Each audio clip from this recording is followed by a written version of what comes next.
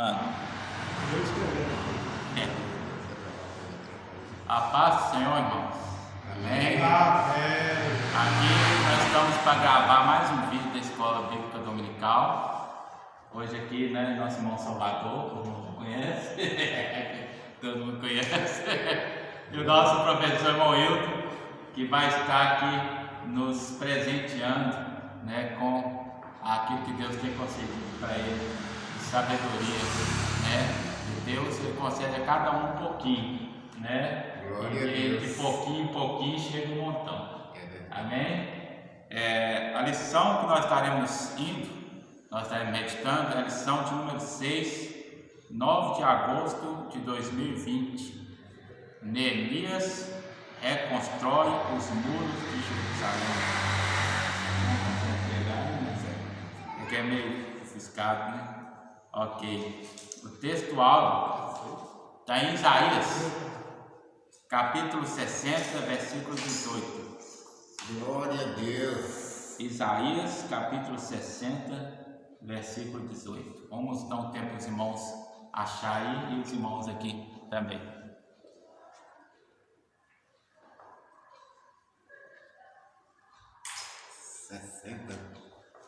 Isso aí.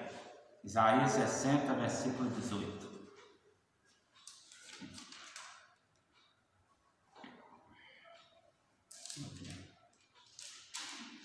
Diz assim: nunca mais se ouvirá de violência na tua terra, de desolação ou destruição nos teus termos, mas aos teus muros chamarás salvação, e as tuas portas louvor. Amém? Isso é uma promessa de Deus. Nunca mais se ouvirá de violência na tua terra. Essa promessa, irmão, a gente já sabe aqui pela forma como é colocada aqui, essa promessa, a gente já sabe que é algo bem escatológico, lá para o milênio, porque nunca mais se ouvirá de violência na tua terra. A gente sabe que até hoje há violência na terra de Israel, né? Mas é uma promessa que há de se cumprir no milênio, né? A gente sabe que o profeta Isaías é um profeta messiânico e muitas de suas profecias têm um cunho relacionados a Jesus e aquilo que Jesus fará. Então, em Isaías 60, é justamente o texto que fala assim no versículo 1: levanta e resplandece, porque vem a tua luz e a glória do Senhor vem nascendo sobre ti. Ele fala sobre a promessa, né, do que Deus pretende fazer com Jerusalém. Amém? Aleluia. Verdade prática. Somente despertados podemos vencer qualquer obstáculo para realizarmos a obra de Deus. Nós vamos ler a leitura bíblica em classe. Eu espero que os irmãos estejam acompanhando aí também em suas Bíblias, né? E aquele que recebeu o PDF que a gente compartilhou no grupo lá, também acompanhando o PDF. Mas que não tem acompanhando a Bíblia. Neemias, capítulo 1, versículo 1 a 4 e capítulo 2, versículo 1 a 9. Amém? Neemias, capítulo 1, versículo 1 a 4. Eu vou ajudar o irmão aqui, porque vamos ver se cada um de nós aqui nos leiamos uns versículos, né?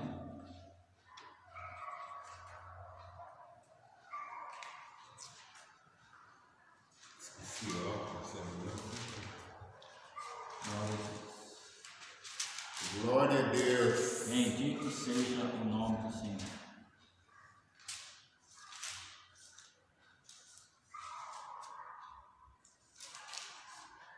Então são dois capítulos, o primeiro capítulo do 1 ao 4 e o segundo capítulo do 1 ao 9, Neemias capítulo 1 a 4, Neemias capítulo 2, versículo 1 ao 9.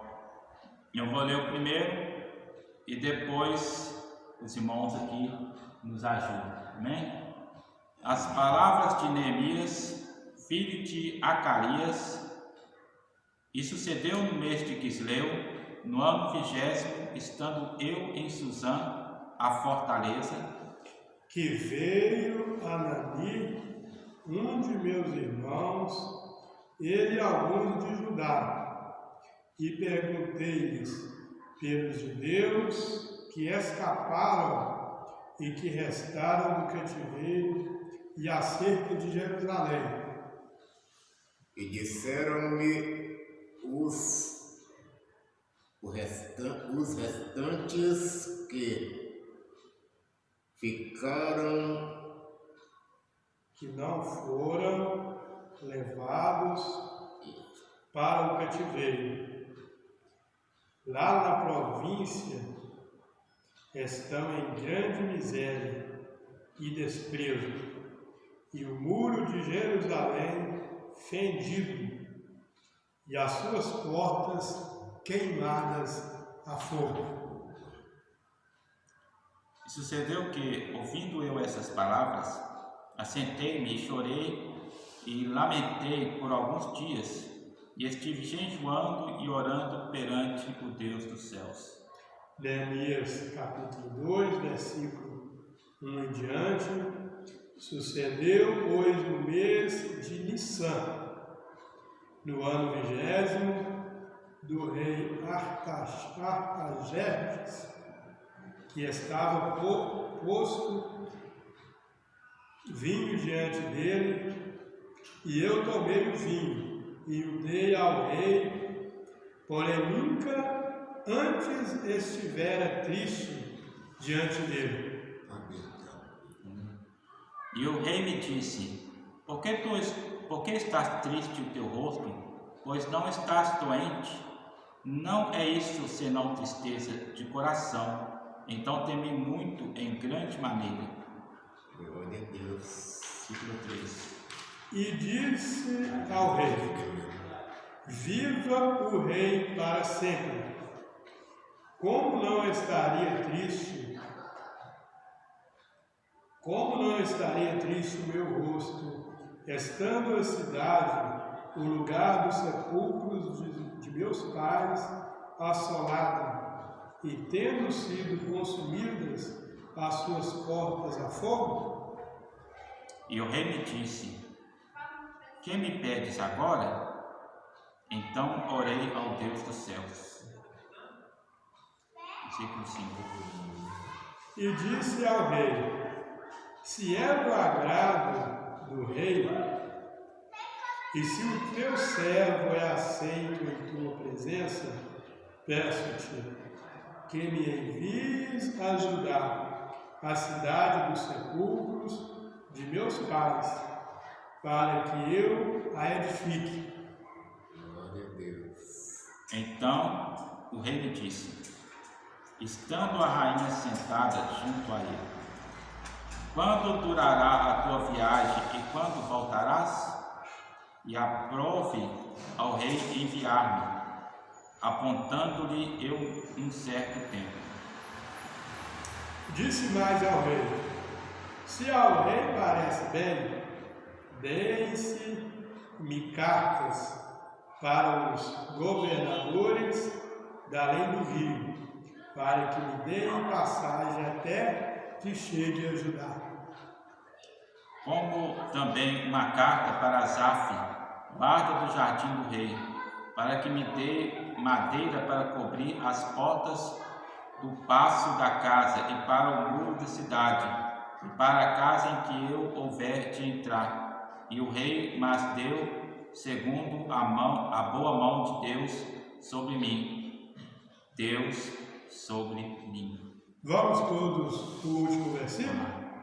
Então vim aos governadores da além do rio e deles as cartas do rei. E o rei tinha enviado comigo chefes do exército e cavaleiros. Amém? Amém. Irmão Salvador, faça uma oração abrindo o trabalho. Amoroso Deus, em nome do teu Filho, nós te agradecemos, Papai querido, por esta oportunidade que nos concede, Senhor, Visita, Senhor amado, aqueles irmãos que estão nos acompanhar nesse instante, papai, nesta hora. Também aqueles que não podem estar, Pai. O Senhor conhece a necessidade de cada um. Por Te essa agradecemos oportunidade tão maravilhosa. em nome de Jesus. Amém, Jesus. Amém. Vamos fazer assim. Vamos ler um tópico da lição, né? Em outro tempo a gente só comentaria. Mas como a gente não está com lição, nem todo mundo está com lição, então a gente vai ler a lição para que os irmãos possam acompanhar no comentário. Nós sabemos, os irmãos, nós já falamos em outra lição. Essa lição foi escrita pelo irmão Eurico Beck, né? Um grande homem de Deus, missionário, né? Da Assembleia de Deus e escritor, né? Que contribuiu e muito. Então aprove a CPAD trazer de volta este comentário, mas não se disponibilizou revistas, né? Só os arquivos em PDF. Mas mesmo assim nós estamos aprendendo muito sobre despertamento, sobre restauração, assim com o povo de Israel que voltou do Egito não, corrigindo, voltou de Babilônia, né? Eles foram restaurados a sorte deles. Amém? Então eu estarei lendo, vou estar lendo aqui, depois nós vamos parar um pouco para comentar a introdução. Nesta lição, estudaremos como os muros de Jerusalém foram levantados e como Deus levantou o homem certo para executar esta obra. A obra era de Deus, o qual, como dono da obra, providenciou tudo o que era necessário para a sua realização, desde a autorização do rei para o envio de Neemias até os recursos para custear a construção. Amém? Glória a Deus. Quando Deus tem um projeto no coração, Ele prepara tudo. Ele prepara os meios, Ele prepara os recursos, né? O irmão estava falando hoje que estava tentando arrumar como é que fala? A forma para poder colocar na viga lá, e não sabendo como que ia colocar a forma na coluna, no caso, né? E aí Deus foi e pensou que um sobrinho seu, né? O sobrinho apareceu lá, começou a conversar com ele e resolveu ajudar ele. Se ofereceu ainda. Ou seja, ele via que ele teria uma certa dificuldade para arrumar, devido ao local, localização, dentro do barranco. E Deus providenciou. Ou seja, quando Deus quer nos abençoar, quer que algo seja realizado, Ele providencia tudo. É como nós comentamos, que Deus não chega nem um minuto atrasado, nem um minuto adiantado. Foi o que Ele preparou naquele instante. Eu precisava daquilo, eu não pretendia fazer aquilo ontem. Não precisava. Aí me veio assim aquela vontade de vir fazer. Decidi fechar a forma. Depois fiquei pensando, como que eu vou colocar? Que ela tem que ser colocada fechada no local. Fiquei pensativo e fazendo. Terminei de fazer. O menino apareceu. Ô tio, eu vou colocar aqui, vou colocar não. E graças a Deus está lá no lugar já a metade cheia, né, filho? Graças a Deus. E é assim mesmo, né? Deus, Ele providencia as coisas na hora certa, né? E ainda e ainda mais quando se tratando de uma coisa para a obra de Deus, né? Ou seja, dos mundos. Para as nossas coisas, Deus. Isso. E a gente estando na direção de Deus, Deus envia as pessoas certas para os lugares certos, né? Envia, igual aconteceu ali, né? Ele enviou os materiais, né? Enviou as pessoas, né? As pessoas habilitadas, capacitadas, né? Para fazer aquela obra, e aquela obra ela começou e foi feita mais rápido do que as pessoas imaginavam, né? Isso é verdade. Aqueles muros ali, eles foram reconstruídos, né? E o engraçado, né? O engraçado é que os irmãos, eles estavam trabalhando ali naquela obra, e uma outra coisa que a gente tem que estar frisando é eles estavam trabalhando com a ferramenta na mão e uma arma do lado, né? Porque o inimigo a qualquer hora ele podia vir, né? Isso, o inimigo podia vir para atacar, não simplesmente para atacar eles, mas para que aquela obra não fosse feita, não fosse realizado aquele trabalho, né? Ainda mais que é um trabalho,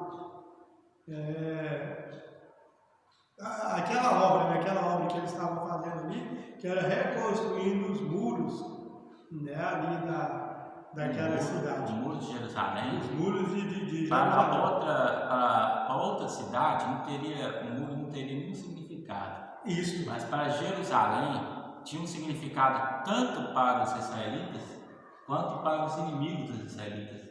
Porque a edificação do muro era a edificação da fortaleza da cidade. Da fortaleza da fortaleza cidade. Ou seja, o povo, os inimigos olhavam aquilo como uma afronta, ou seja, eles mandaram carta para o rei falando, olha, nas lições passadas, quando estavam construindo o templo, né? Eles estão construindo o templo e estão retificando o muro, ou seja, agora depois que terminar, acabou o rei. Eles fizeram até uma pressão psicológica no rei, eles vão virar rebeldes, eles vão querer saber mais de se subordinar ao império, né, do Persa, não, eles são um povo rebelde, rei. E até porque convenceram o rei por um tempo a parar tudo, né? Ou seja, o muro trazia uma ameaça.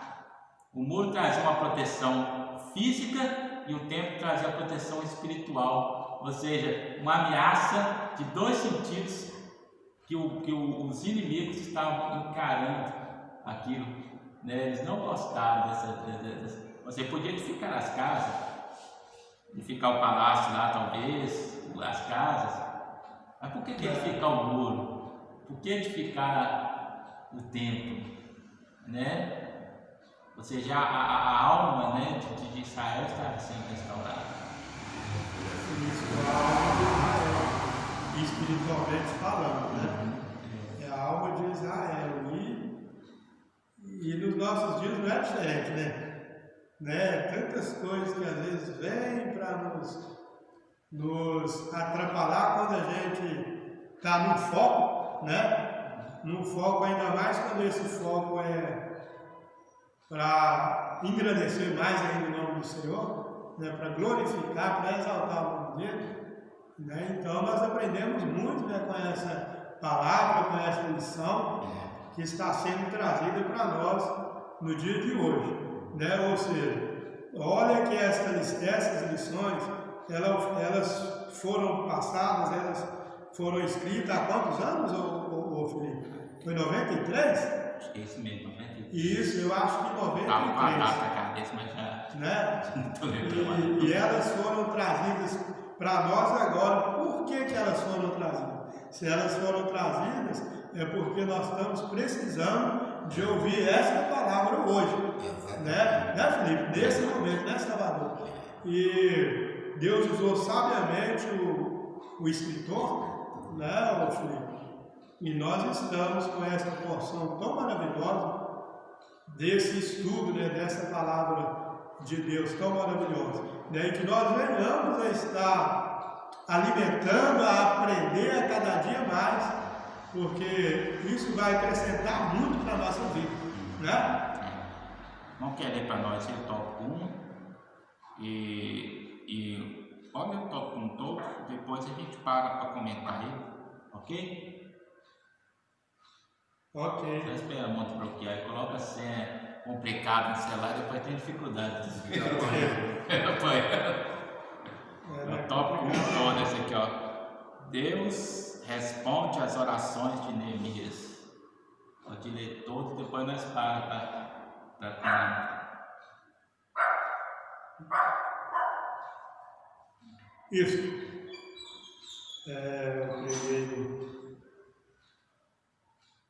O primeiro ponto né, Felipe, da nossa lição, primeiro tópico. Eu vou ler os 3 pontos, né? Deus responde às orações de Neemias. Deus envia emissários. Deus envia emissário a Neemias. Deus enviou emissário para informar Neemias acerca da situação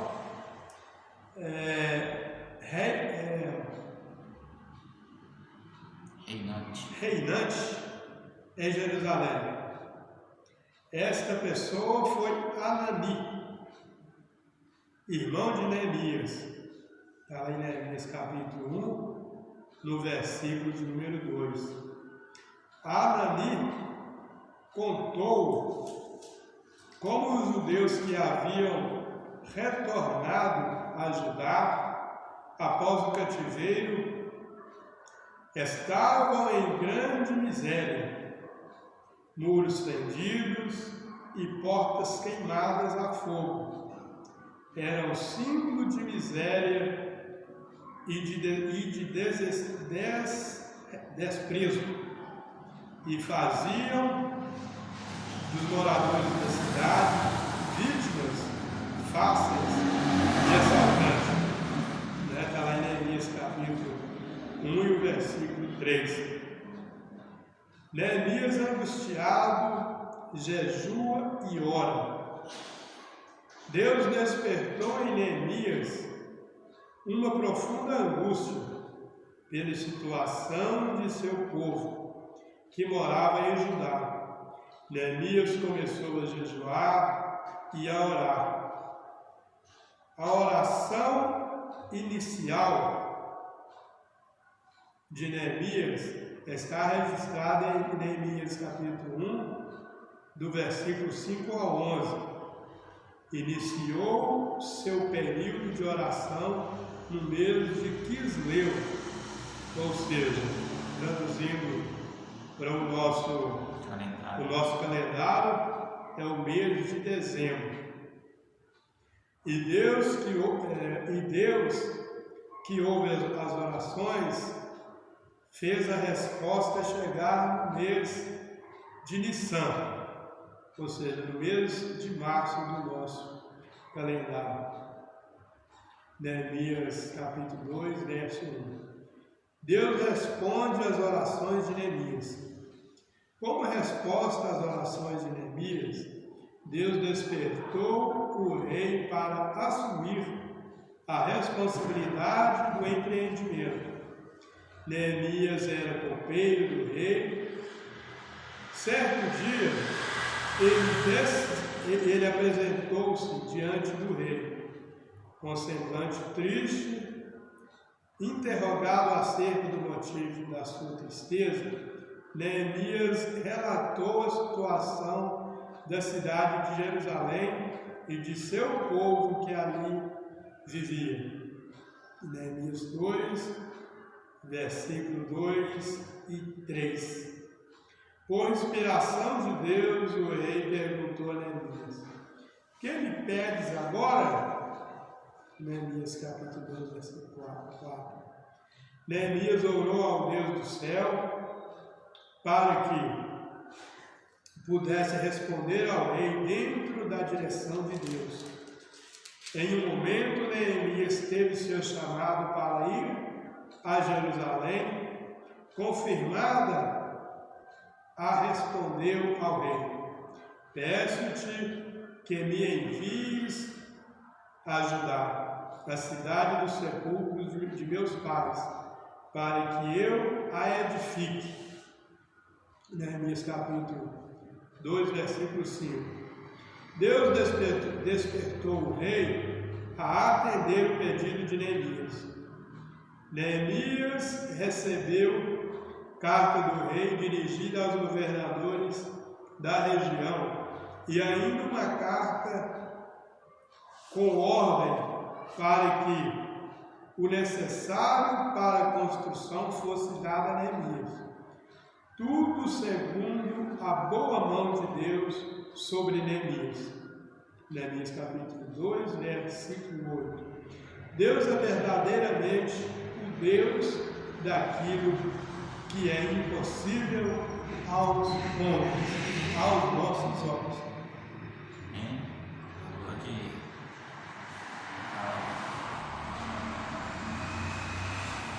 Olha, nós lendo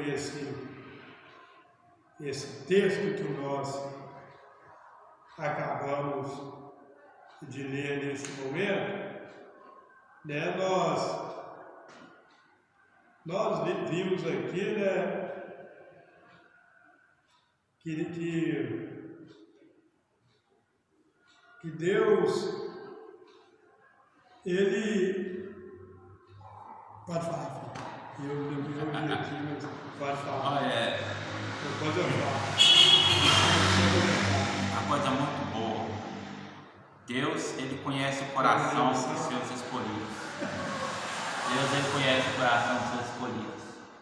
E Neemias foi um homem que ele se compungiu, ele se entristeceu, ele se angustiou diante da notícia. Ele é uma pessoa que mostrou para Deus, ou seja, ele não precisou nem mostrar para Deus, porque Deus já sabia, né? Mas se revelou através das Escrituras como alguém que realmente estava disposto a fazer algo por Jerusalém. Era alguém que realmente Deus poderia enviar qualquer um israelita. Chama fulano de tal lá, vai para Jerusalém. Mas não chegaria em Jerusalém e não faria o que era necessário para fazer. Era possível que ele ia chegar em Jerusalém, essa outra pessoa, né? E ia mexer com suas coisas mesmo, com a sua casa, ia ficar tranquilo, não ia fazer nada de nada, só ia ficar cobrando imposto do povo, o rei, mais nada. Verdade. Mas Neemias era alguém que se identificava com a situação da cidade de Jerusalém. E ele via que era a cidade do seu pai, a cidade do sepulcro do seu pai, dos seus pais, né? E ele se entristecia por isso. E ele chegou perante o rei e falou: rei, é a cidade da minha família. Glória a Deus. E aí o que acontece? Aí o rei falou: mas o que você quer? Você está me pedindo o quê? Ou seja, o rei já sacou, né? Desculpa a linguagem, né? A linguagem bem popular, né? Ele já entendeu que Neemias queria alguma coisa. Verdade. Neemias queria alguma coisa. E aí ele perguntou a Neemias: então, o que você quer, Neemias? O que você está pedindo? Mas Neemias, mais uma vez, mostrou que era um homem que estava no coração de Deus. Em vez de ele responder, ele já sabia a resposta que ele tinha para dar. Ele já sabia o que ele tinha que pedir ao rei. Mas, ao invés de ele responder ao rei, ele foi orar. Preferiu mostrar que ele era íntegro, né? Buscou primeiro de Deus confirmar. Muitas vezes nós temos a resposta certa em nossa boca. Vamos esperar um pouco aqui, passou um povinho com rádio alto ali. Muitas vezes nós temos a resposta certa da boca de Deus em nossa boca. Mas nós, de forma insubordinada, a gente já quer falar de uma vez. Mas Neemias não.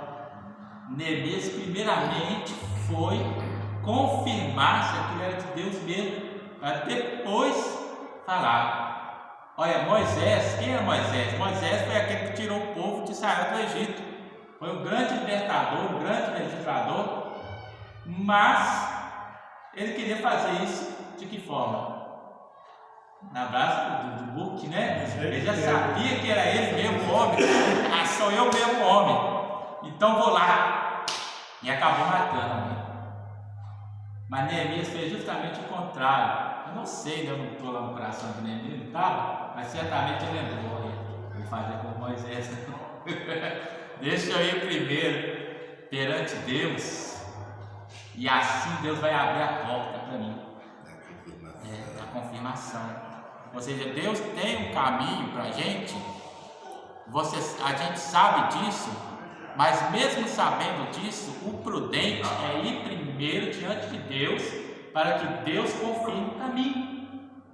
Aleluia. Porque muitas vezes pode até ser realmente de Deus aquilo, mas pode não ser o tempo. E aí?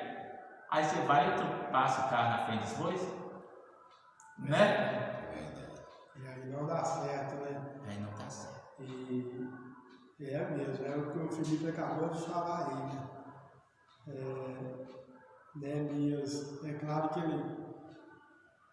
ele já sabia da situação, né?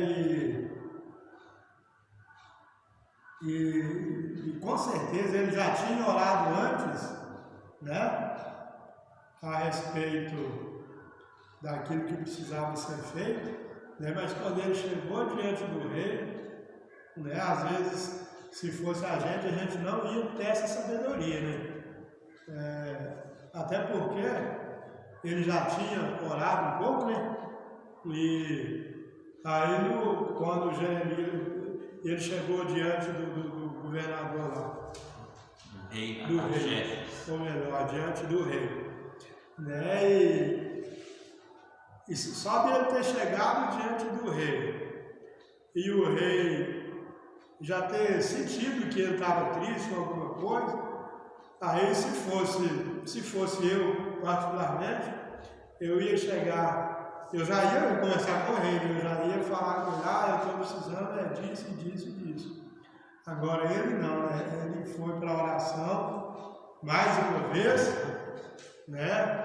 Isso faz o quê? Isso faz com que o coração das pessoas, se ele já tiver um pouco amolecido, né, para fazer aquilo que a gente já pediu a Deus, né, e é o que precisa de ser feito, igual naquela situação ali, né, você vê que ele foi orar, né, e aí ele orou, no ele orar, é claro que Deus trabalhou mais ainda no coração do rei, né, e aquilo, a obra, e aquilo fez não só com que ele deixasse aquela obra ser feita, ele ainda custeou a obra, né? Deu ordens para que fosse liberado, né? O tesouro lá, o dinheiro. O dinheiro no tesouro lá. E as pessoas também, né? Para executar a obra. Né? Para executar a obra. Né? Então, isso tudo é para nós ver a diferença que faz a oração. Né? O que é um homem precisar de fazer alguma coisa, aí precisar de fazer alguma coisa e Deus toca no coração da pessoa, Deus vê a pessoa, né, Deus vê a pessoa, que a pessoa já está com o coração voltado para aquilo, né? Por que eu estou dizendo isso? Eu estou dizendo isso porque é o que eu disse no começo. Deus sempre usa as pessoas certas para o lugar certo, né, Felipe? Né? E mais uma vez, nós vimos aí, né, que Deus usou a pessoa certa para fazer a obra certa, né? Porque sempre tem, em qualquer obra que vai ser feita, ser executada, tem a pessoa certa para aquilo, né? E aí Deus, ele realmente coloca as pessoas certas para o lugar certo. Né? Mas isso é feito através de quê?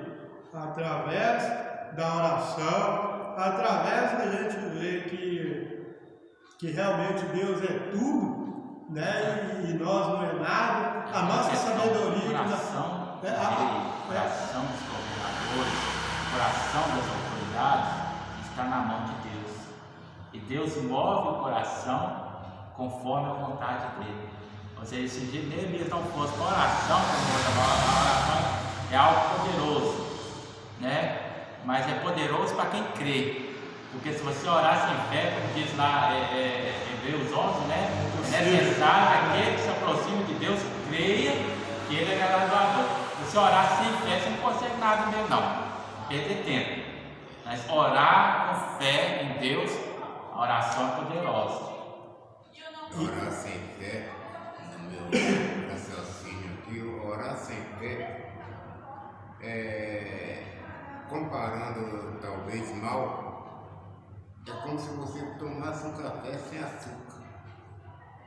Só vai ser amargo. Não vai ser amado. Você ora, mas não obtém resultado. Não tem resultado. Não obtém resultado da oração. E uma outra coisa engraçada que a gente aprende com isso também é o quê? É que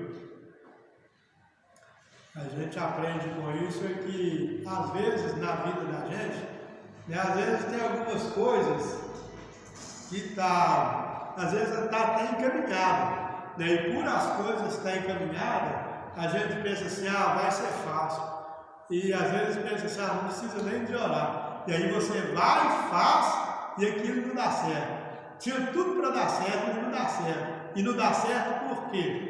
Porque a gente pensou que a gente conseguia sem... a gente pensa que a gente, eu já consegui mesmo, tranquilo. Mas só falar que Deus quer, já resolve. É muito importante isso aí. Deus quer. Eu comentei com o Diácono Felipe hoje, mas nós estávamos fazendo um serviço lá e ele relatou em colocar minha pessoa como uma das pessoas para transmissão de escola, tal. Eu falei para ele, não. Por que não? Porque eu ainda não me sinto preparado para isso. E por que eu não me sinto preparado? É porque eu não oro? Não é porque eu não oro.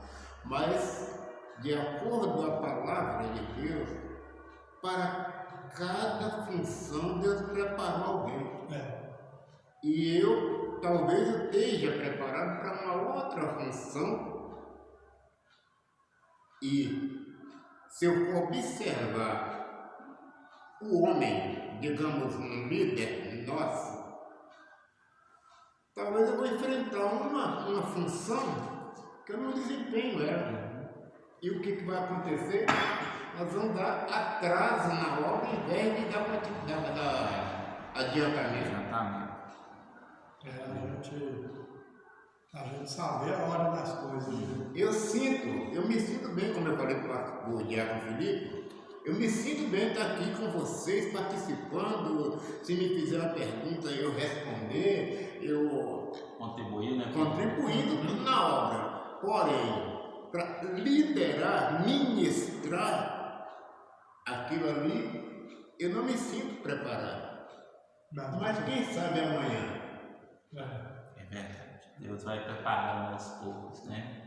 Conforme o tempo dele, né?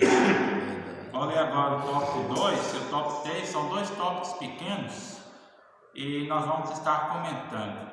É uma lição muito rica, viu, irmãos? Essa lição começou lá na revelação de Daniel, onde Daniel entendeu o recado lá das 70 semanas de Jeremias, ele orou.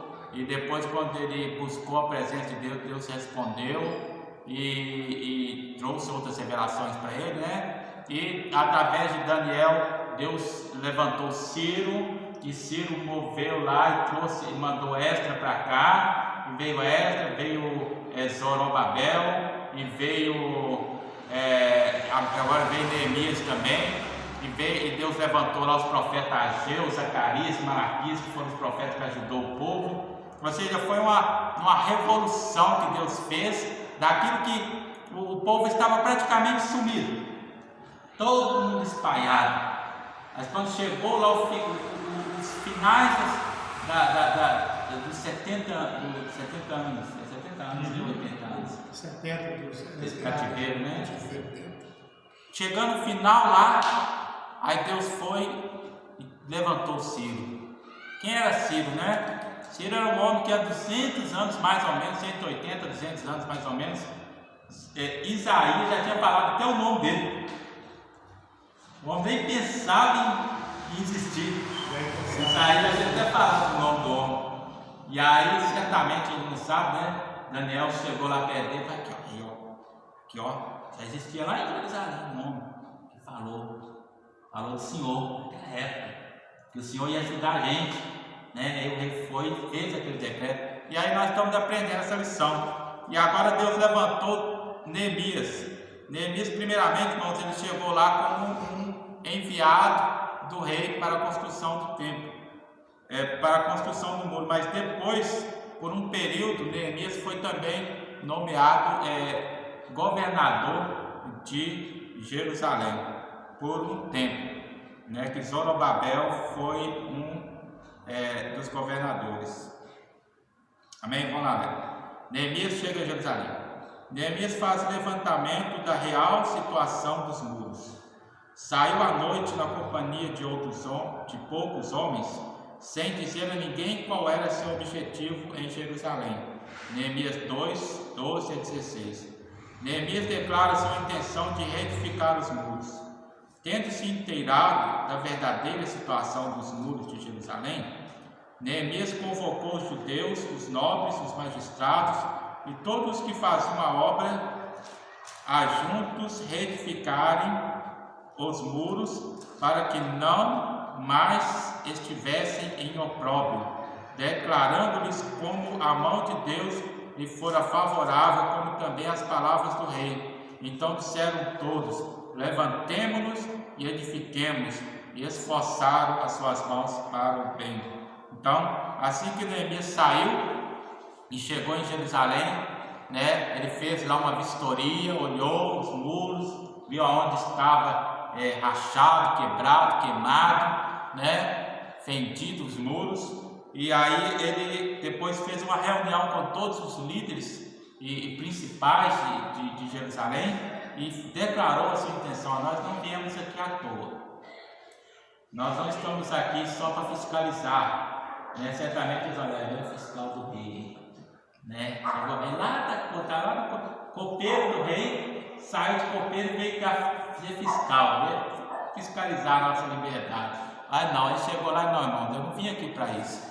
Eu vim aqui com a mão de Deus sendo favorável para mim, a própria mão do rei também, para edificar esse muro, né? E aí quem de vocês vai ser comigo? E o povo então se prontificou, né? Os irmãos querem falar alguma coisa dentro do que a gente viu aqui? Vamos lá, no Wilton, quer dar uma pitadinha? É aquele negócio, né? Tudo, a gente fazer isso aqui, a gente aprende o quê? É tudo feito na direção de Deus, né? É tudo feito na direção de Deus e a gente saber olhar as pessoas que está acima da gente, né? Em primeiro lugar, Deus, né? E Neemias fez tudo direito, né? Primeiro ele chegou diante de Deus, depois ele chegou diante do rei, né? Ele voltou diante de Deus de novo. E aí ele voltou diante de Deus de novo, né? E aí ele já juntou essas pessoas, os magistrados, os líderes, né? Todos os líderes, e aí já foi para fazer o levantamento, né? O levantamento de quê? Onde os muros estavam trincados, rachados, né? Para quê? Para fazer o levantamento de tudo que tinha que comprar, né? Para a obra ser feita com responsabilidade e o que a gente aprende com isso também é sem desperdício, né? Por quê? Porque ele foi olhar onde estavam as fendas, né? E ele olhando onde estavam as fendas, ele pediu os materiais que realmente precisavam, né?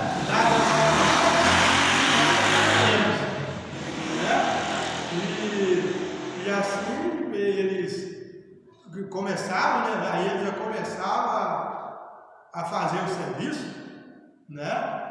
E foi um sucesso, foi uma bênção aquele trabalho que eles fizeram ali, né? Então nós estamos aprendendo também isso, né? Aprendendo a fazer a coisa do jeito certo e do jeito que precisa, né? E sem ninguém atropelar ninguém, né? Olhando ali para ver se a cama não desabou. Sem a gente querer, entre aspas, atropelar Deus, né? Que ninguém consegue atropelar Deus, né? Mas indo primeiro diante de Deus, né? E depois obedecendo às hierarquias que precisam ser obedecidas. Olha, né? Ou seja, tudo feito da forma certa, assim vai dar certo. Deus, né? ele resiste ao soberbo, mas exalta a graça e aos humildes. Ou seja, se você quer continuar bem, você tem que continuar humilde. Continuar humilde, né? Receber uma graça, continue debaixo da graça. Queira sair não, que você se dá mal, né? Mas Neemias foi, e não é assim, ele procurou aqueles magistrados, ele poderia chegar e meteu, né, já começar a construir tudo. Não, mas ele procurou o povo, procurou o apoio do povo também. Procurou o apoio do povo também. Aí tinha tudo para dar certo. Tudo para dar certo. E deu certo. Porque aquele outro negócio que a gente sempre aprende, onde quase que nada vence, a humildade vence. Né? Então ele foi humilde. Né? E Deus o exaltou. Deus resiste os soberbos. Dá graça. Deus dá graça. Neemias inicia o levantamento dos muros. Amém? Vamos lá. O plano de Neemias. Esse é o tópico 3, viu, irmãos? Ver capítulo 3, né? Irmão, depois podem ler aí o capítulo 3 em casa, porque é um capítulo grande para nós ler aqui. Neemias dividiu a tarefa de construção em partes, tendo cada parte uma porta, simultaneamente, lado a lado. Haveria pessoas encarregadas de levantar o muro ao longo de toda a sua extensão. Muitas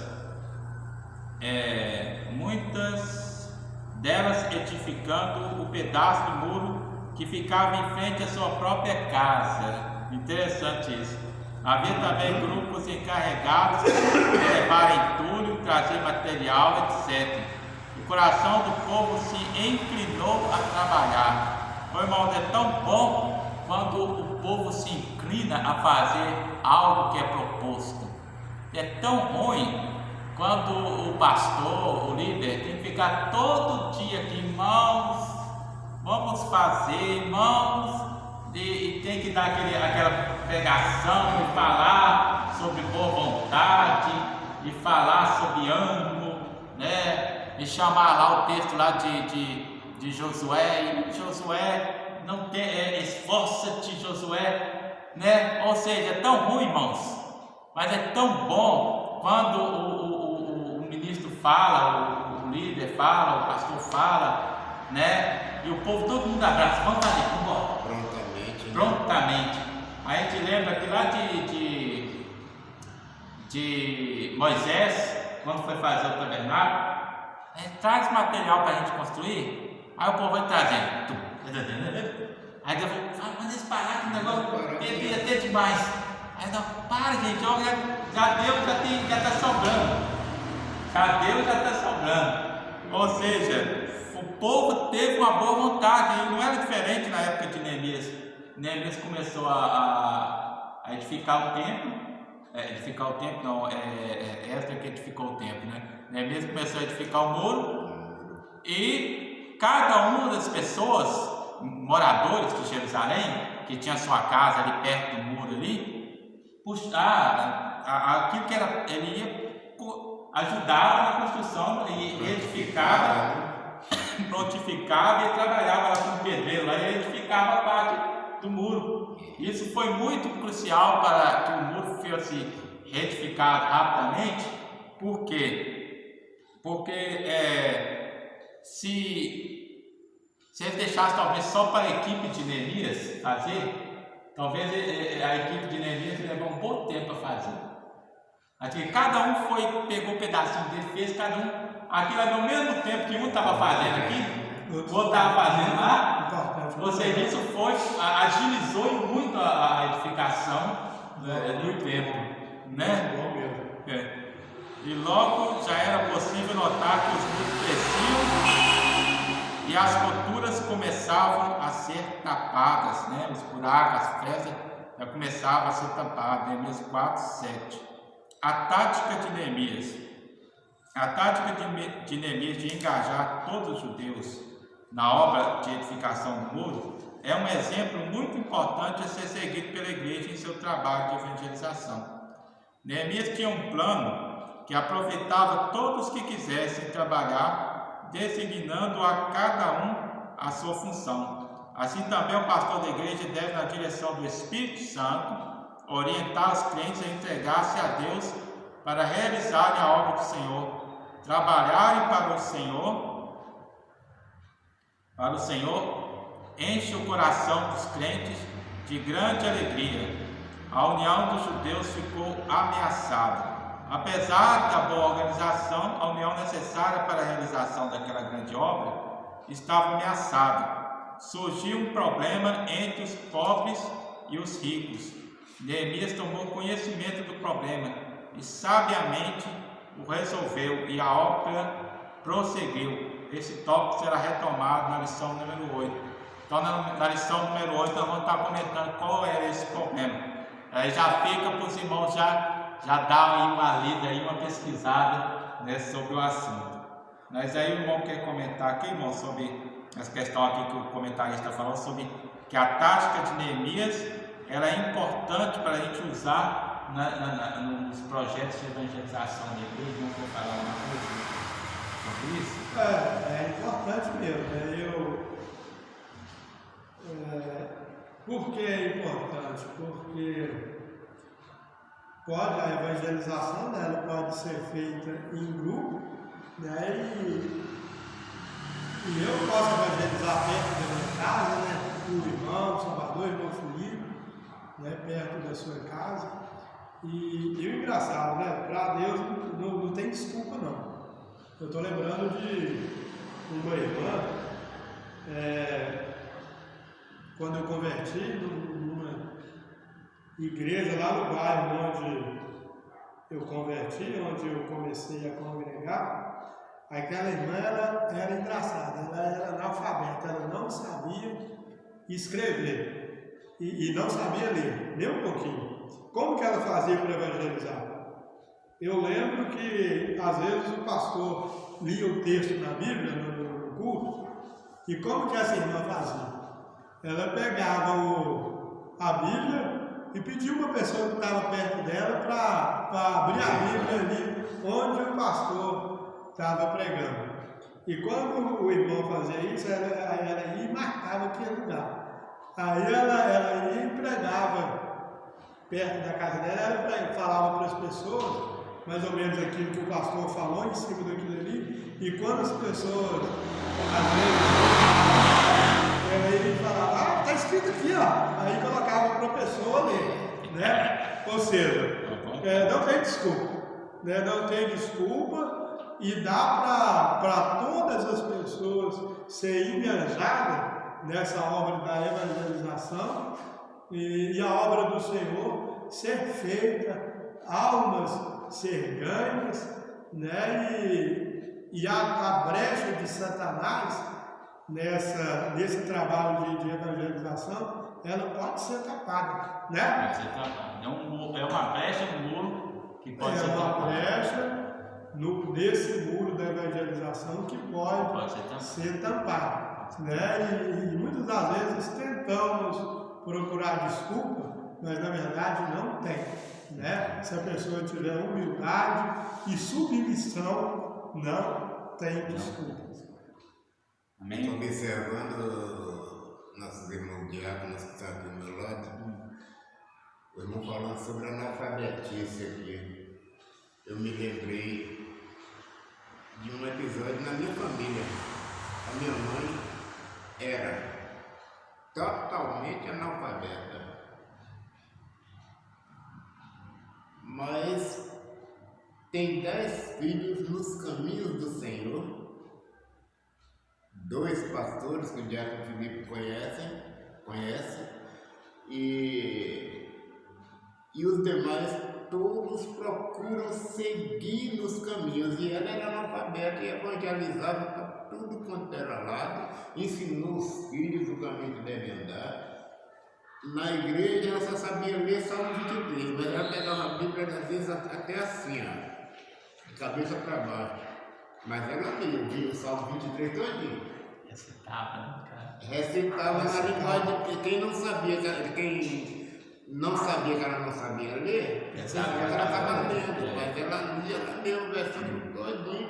E na rua, como o diácono falou aqui, ela evangeliza até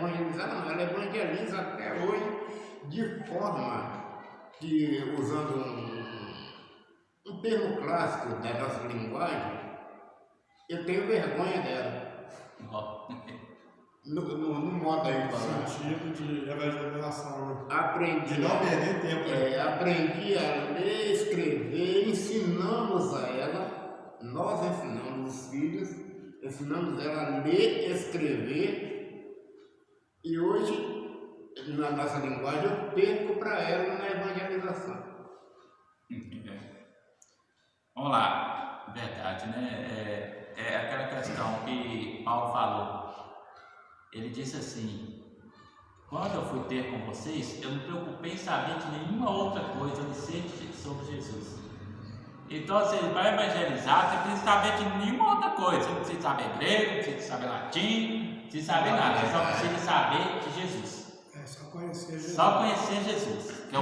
Esse é o assunto da evangelização. Não tem outro, né? Você não senta na evangelização para falar de Moisés, né? Não senta para falar de Abraão, você senta para falar de Jesus, né? O centro da evangelização. O centro da evangelização. Vamos lá, o tópico 4. Esse 4 mesmo? É o 4. É o 4.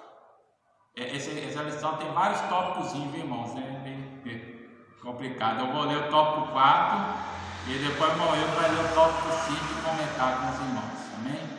O levantamento dos muros provocou grande oposição.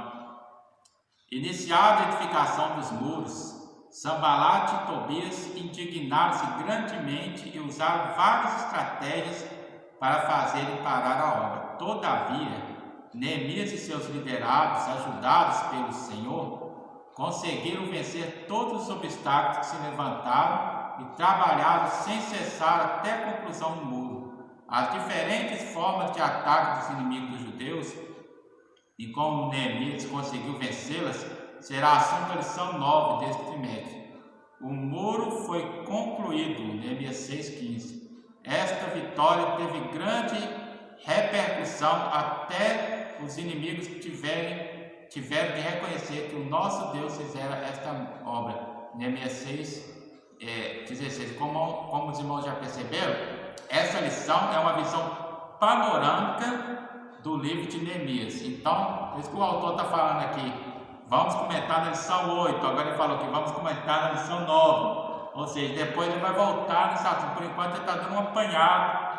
Está falando sobre vários assuntos que aconteceram no livro de Neemias, né? E esses inimigos aqui, Sanbalate e Tobias, né? Eles são símbolos, hoje em dia, dos emissários de Satanás, daquelas pessoas que se deixam usar pelo inimigo para impedir com que a obra de Deus prossiga.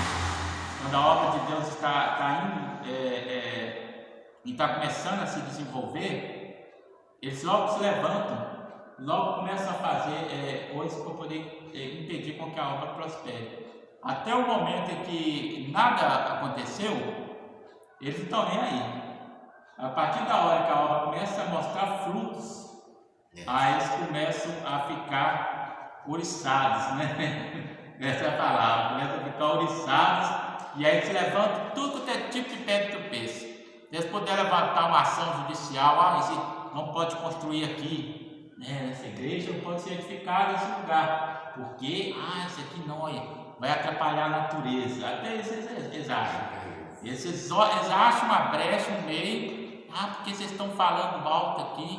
Aí eles descobrem lá uma lei, lá não pode evangelizar aqui não. Eles estão atrapalhando, estão incomodando fulano de tal. Ou seja, o funk toca a noite toda lá no ouvido deles. Na hora que o crente chega e liga o microfonezinho com a caixa até ruim, aquela caixa assim, né? O funk tá gritando.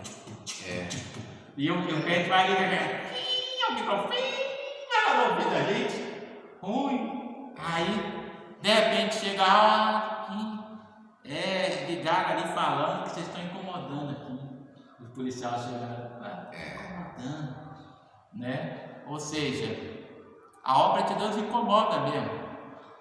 Incomoda, sabe por quê? Porque a obra de Deus, a palavra de Deus, ela é aquilo que João lá falou, os homens amaram mais as trevas do que a luz.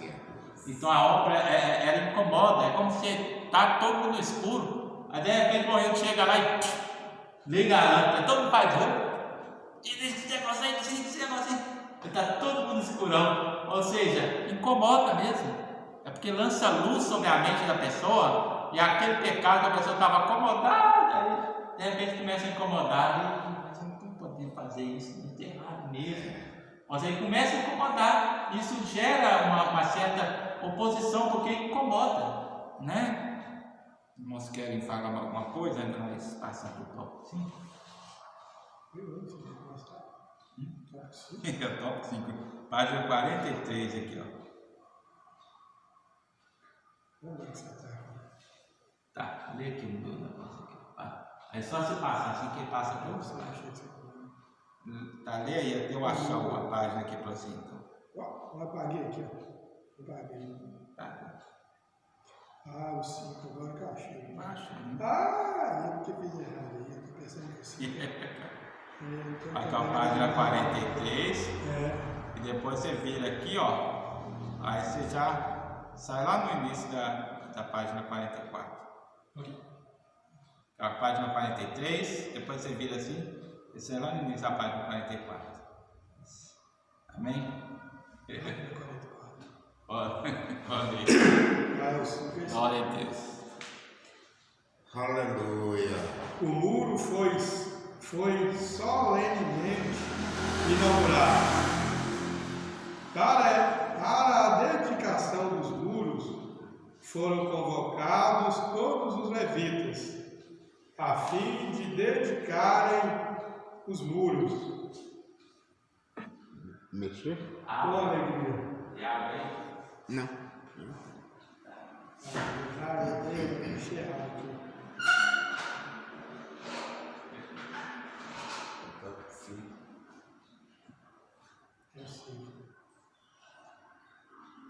Glória a Deus. Para a dedicação dos muros foram convocados solenemente. Eu acho que eu estou errado aqui. É o 5, é aqui. É o 5, É o 5, né? O muro foi solenemente inaugurado. Tá certo. Tá. O muro foi solenemente inaugurado. Para a dedicação dos muros foram convocados todos os levitas, a fim de dedicarem os muros. Para a dedicação. Não, filho, estou danado aqui. Não, fica bom. Para a dedicação dos muros.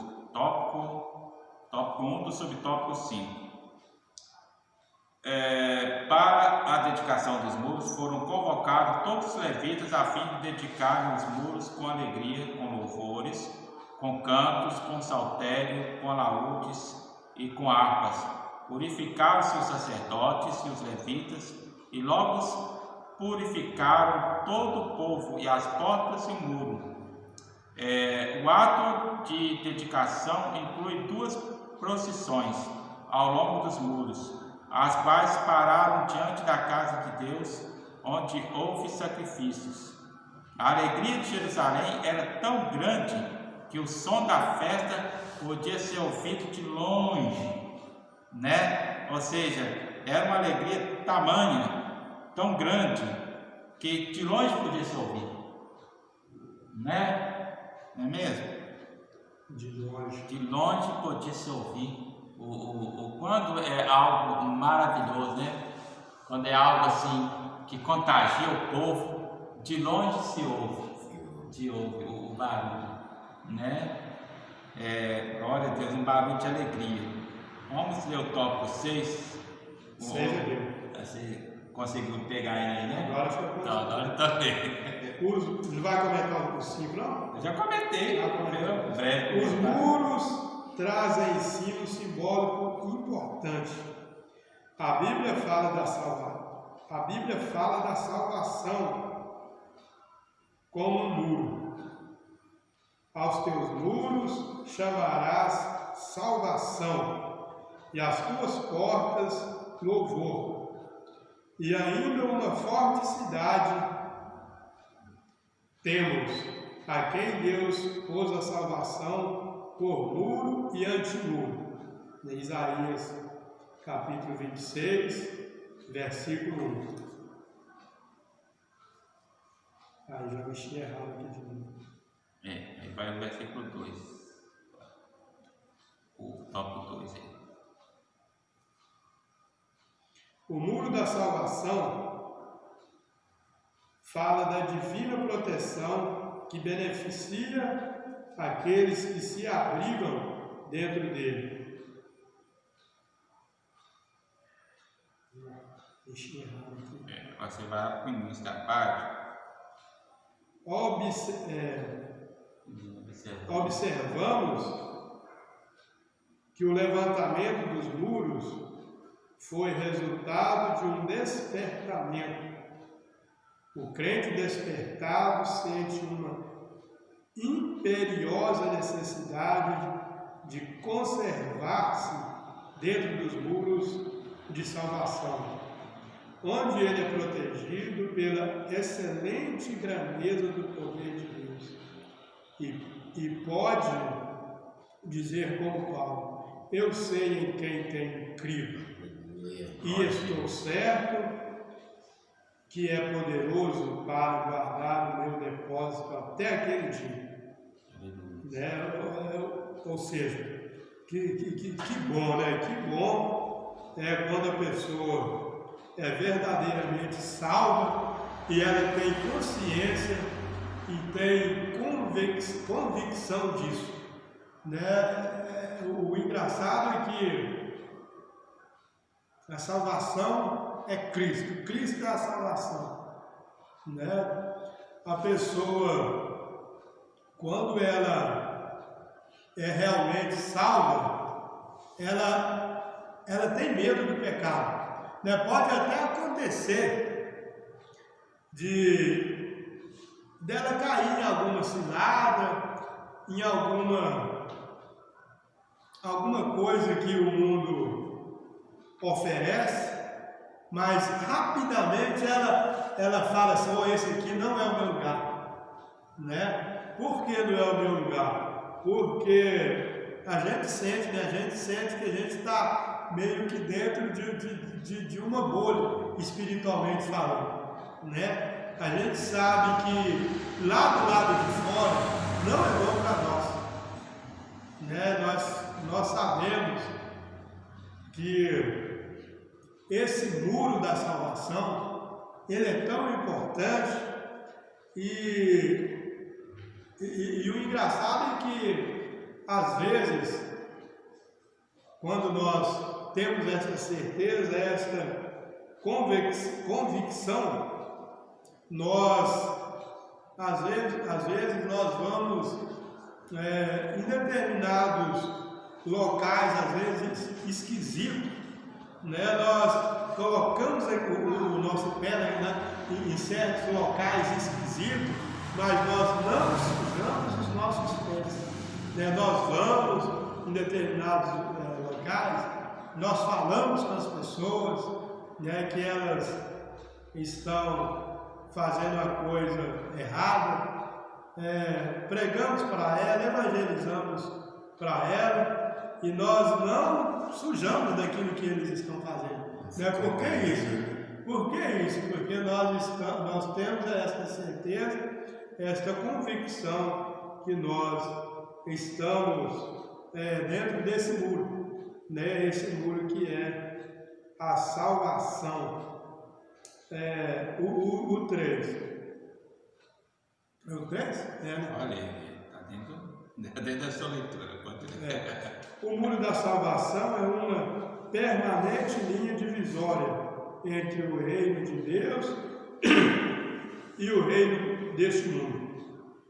Fronteiras deste mundo foram muitas vezes alteradas, porém a fronteira entre o reino da luz e o reino das trevas continua inalterada.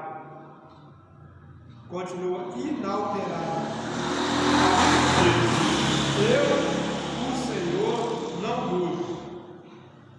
Em Malaquias 3, no versículo 6. O reino de Deus e o reino deste mundo são inteiramente irreconciliáveis. Que comunhão tem a luz com as trevas?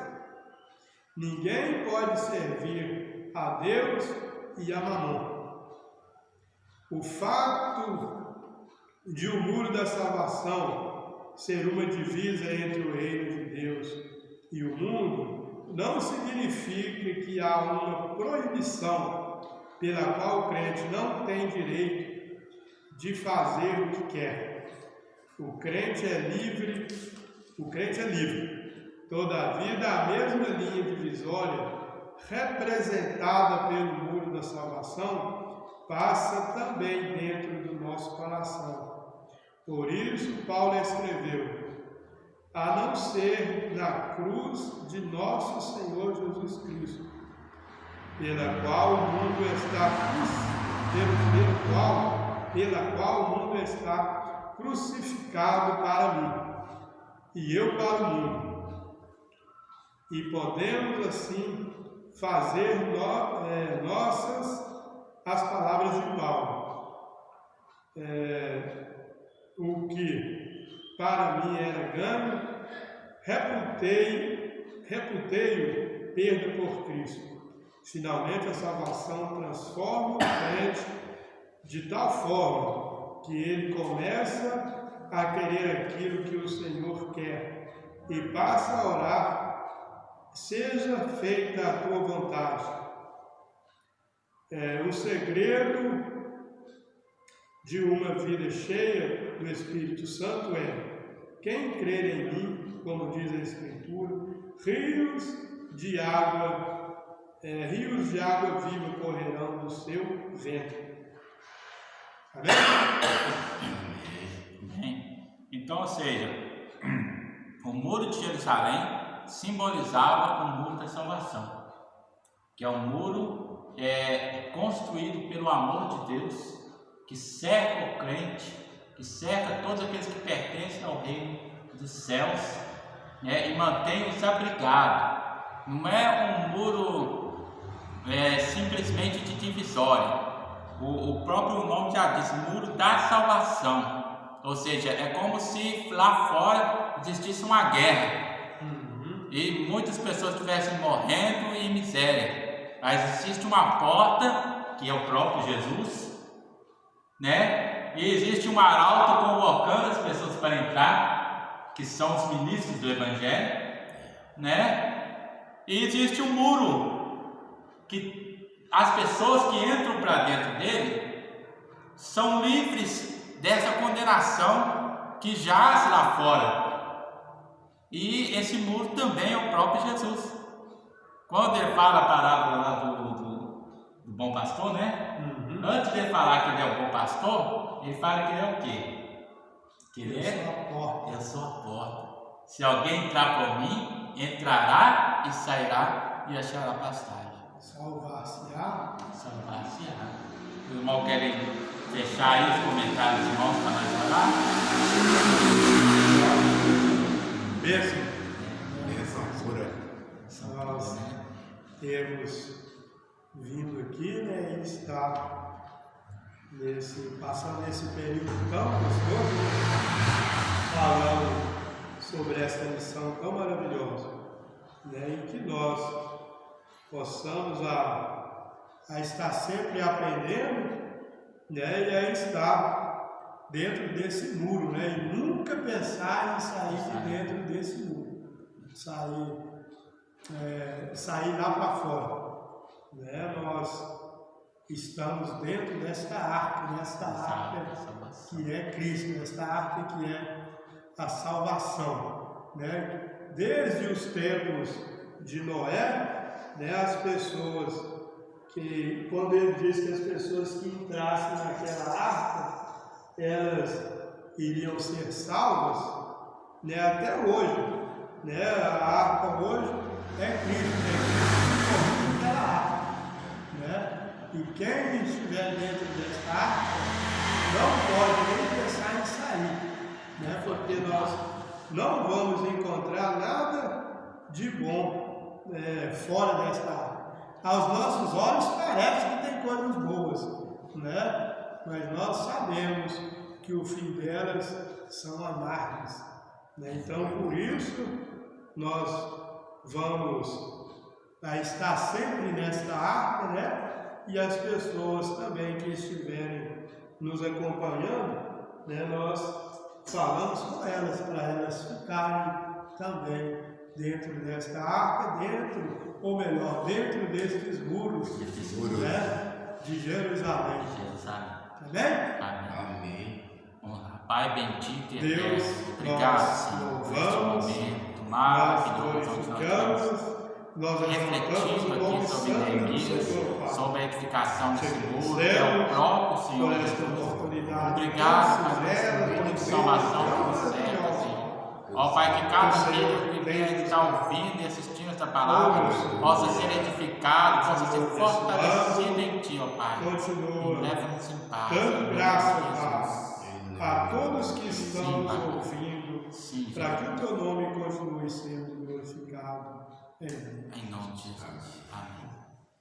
Graças a Deus.